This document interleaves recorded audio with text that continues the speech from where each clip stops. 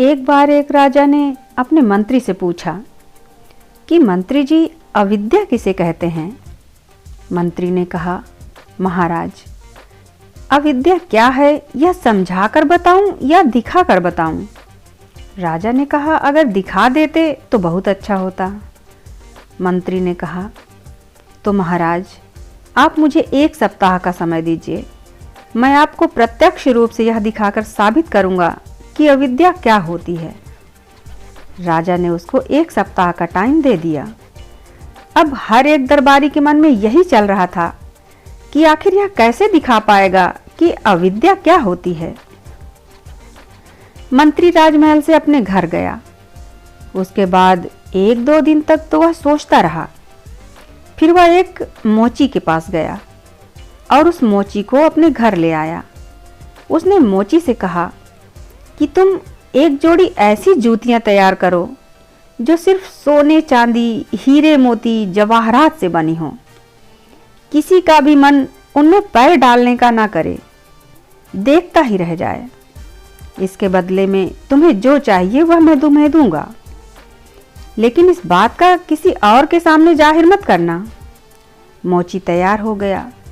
उसने 4 दिन का समय मांगा और ऐसी ही बेहतरीन जूतियां बनाकर तैयार कर दी।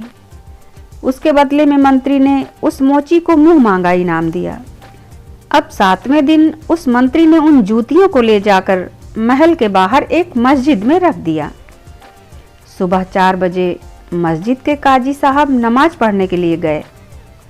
उन्होंने देखा सोने चांदी की, हीरे मोती जड़ी हुई जूतियां रखी थी, एकदम साफ सुथरी।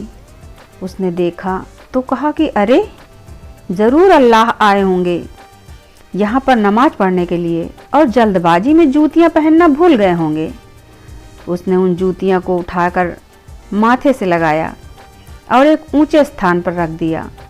और जैसे जैसे नमाजी वहाँ पर नमाज पढ़ने के लिए आने लगे, काजी ने सबको बताया कि यह जूतियां अल्लाह की छूट गई हैं, वह यहाँ नमाज पढ़ने आए थे, मैंने उठाकर रख दी हैं।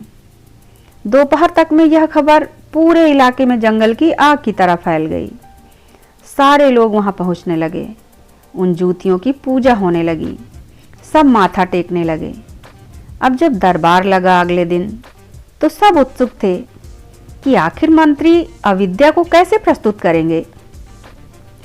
जब राजा ने मंत्री से पूछा कि मंत्री जी, अब बताइए कि अविद्या क्या होती है।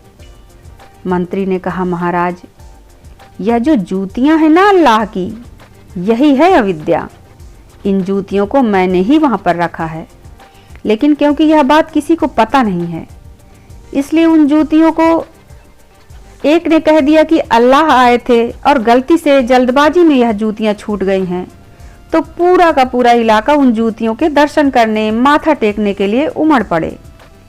इसी को कहते हैं अविद्या। सबने मंत्री के दिमाग की दाद दी। आगे से ऐसी अविद्या में न पड़ने के लिए सबने अपने मन में संकल्प लिया। दोस्तों, इस दुनिया में यह बात हर हिस्से पर लागू होती है।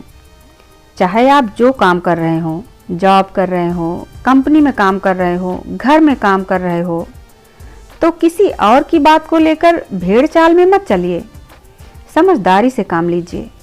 दुनिया में कुछ कमाल करना है तो अपना ओपिनियन बनाइए, अपना विचार रखिए और उसी को आगे बढ़ाइए।